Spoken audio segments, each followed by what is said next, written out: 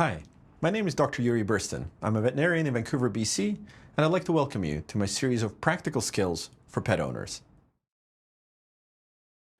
I'm joined by Lancelot today to talk to you guys about a topic that I get quite a few questions about, both in clinics and in the YouTube channel, about cat eating behavior and when to worry, when not to worry, what's normal, what's abnormal. So before I get into that, I would like to remind you all to squish the subscribe button and pat the little bell icon next to it so you get notifications of upcoming videos and live streams. You've done that? Thank you. And now let's get into the video. As a veterinarian, it is quite common for people to come to me with a concern that their pet is not eating enough. And of course, anorexia or inappetence are a really common sign of disease in cats. Most cat diseases present as loss of appetite and loss of muscle mass, or like anorexia, wastage, getting skinny, whatever you want to call this, getting skinny, not eating enough. Having said that, quite commonly, people will come to me concerned that their cat's not eating as much as they used to, or that their dog is not eating as much as they used to. And I look at them and and when we go look at them in the clinic, they've actually gained weight. And what's happened there is, in those cases, the cat or the dog is completely fine, but they've gained weight and they're using their nutritional intelligence to say, oh, I'm getting a little chubby. I need to eat less. And they know this, and they try to self-regulate, and the owners get so concerned that their poor pet isn't eating enough. We often see this after a diet change, where we change their type of food for whatever reason, and owners get very concerned that my dog's not eating enough, my cat's not eating enough. And of course, it's always worth checking out, but sometimes it's just that they've gained a little few pounds, and they realize they've used their nutritional intelligence to realize they need to eat less. And of course, as owners, we're always very concerned about our pet's feeding behavior.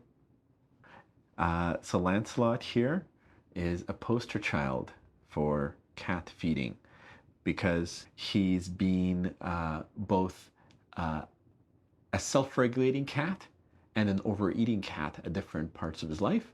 And that is the two cat, I guess, eating attitudes that most people will encounter.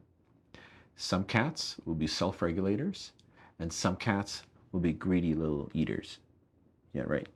You might also notice Lancelot has a little shaved bit on his arm. He just gave blood recently, so he's been eating very well since then, trying to make up for lost energy.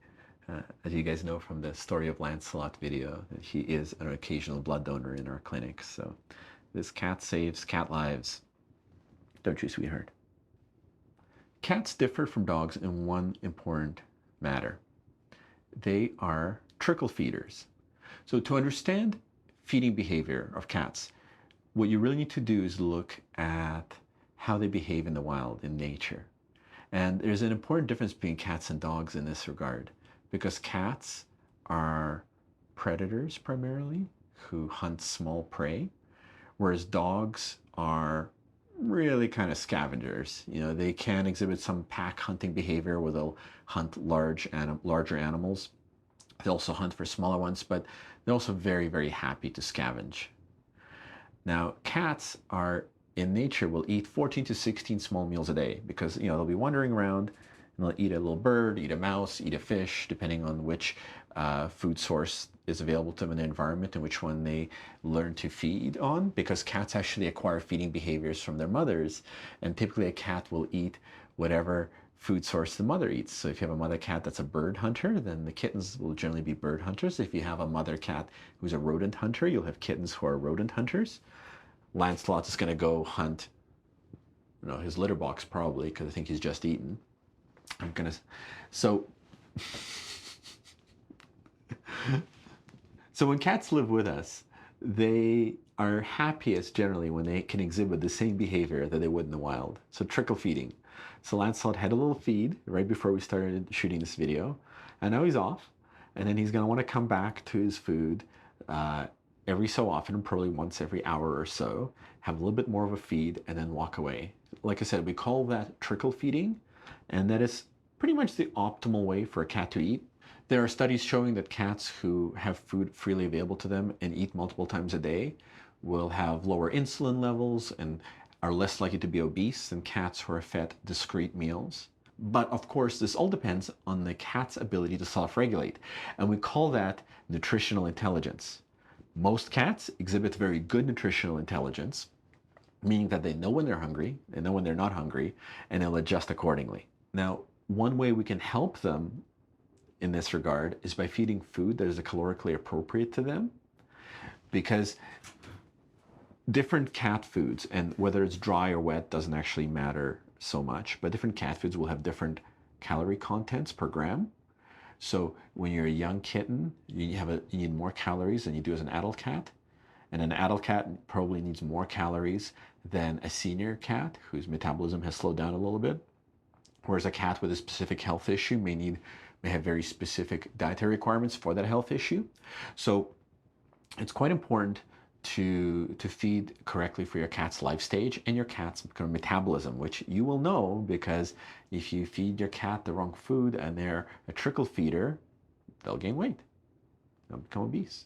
And that's not ideal, right? There's also all sorts of health issues that come with being overweight. So cats who are most cats are going to be trickle feeders. That's the natural way for them to eat. And we can facilitate healthy trickle feeding just by making sure that the food that we offer them is appropriate for them. Now, small proportion of cats will be what we call food obsessed, meaning that they pretty much, you put food in front of them and they will eat it all. They'll just finish it. And in those cases, we have to help them self-regulate, because again, in the wild, they would never be in a situation where there's an unlimited food source. Whereas in living with us, they could potentially have that food dish that never runs out, or that automatic feeder that that refills every hour, and then they can just gorge themselves as much as they want. And these cats' mission in life is to get as fat as possible. These cats are a little bit more like dogs. So in dogs, nutritional intelligence is a bit rare.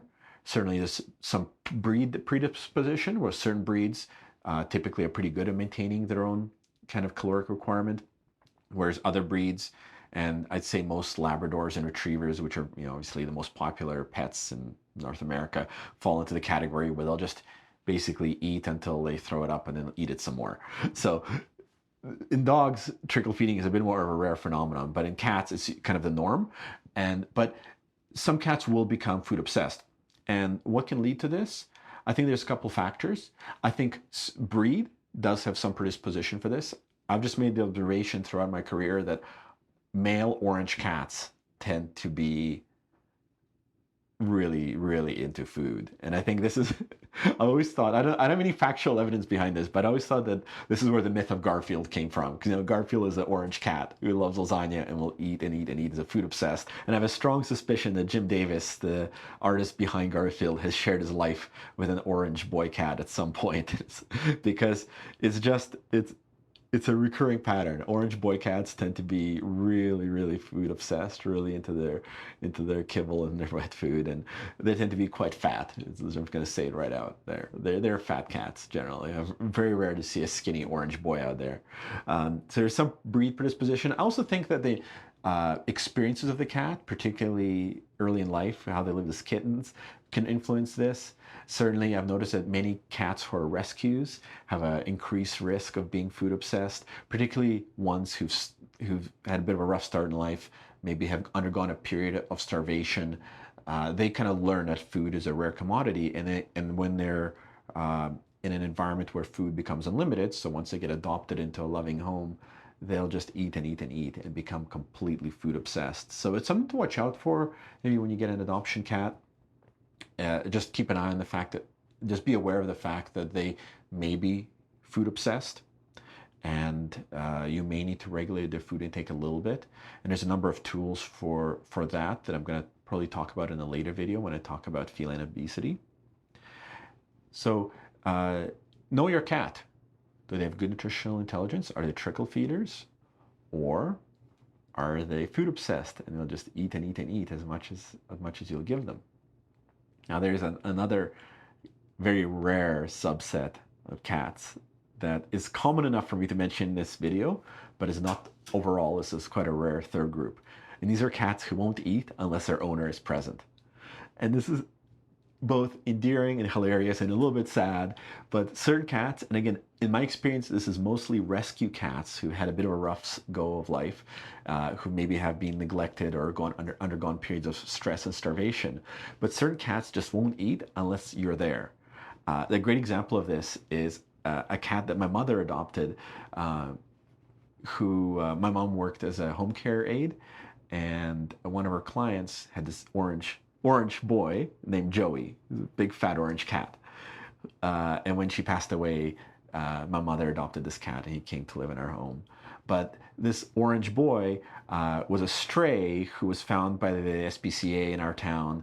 I think he was in really rough shape. He had some pretty serious health issues. He was starving, and obviously they took care of him. He got adopted into a loving home. He had unlimited food access. All of his health issues were resolved, and he was a happy orange boy. But this cat would not eat unless his human was watching.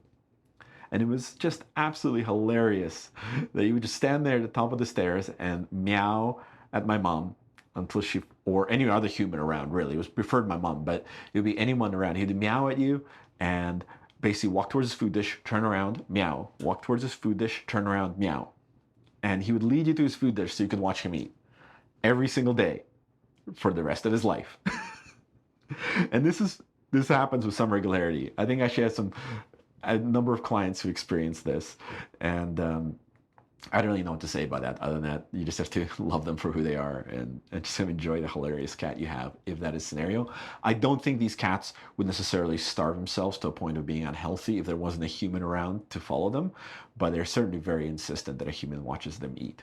So it is important to know your cat's feeding patterns.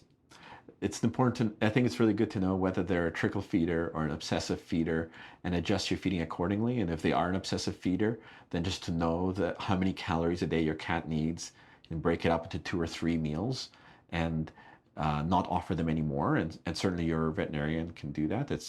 We can calculate the caloric requirement of a cat based on their body weight and figure out how much of a given food you need to feed for that. It's very, very doable. If you are going to feed discrete meals to a cat, it's good to break it up into as many meals as your lifestyle will let you, 3 or 4, because again, we want to encourage them to trickle feed, and the more meals they have per day, the better they are going to be at controlling their body weight and controlling their insulin levels, to reduce the chance of getting diabetes and just keep them a little bit healthier.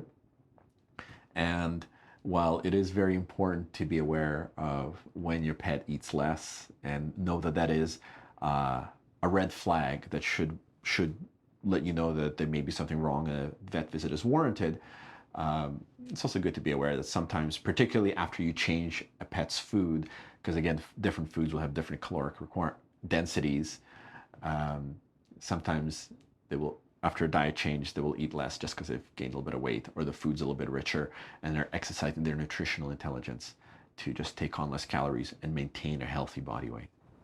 Well, I hope you found that to be educational and helpful. If you'd like to see more videos like this, I would really appreciate your support, which you can express by joining me on Patreon, where I have a wonderful community of patrons already, or by getting some Squish That Cat merchandise, like this t-shirt. I also have mugs and a bunch of other stuff, so please support me.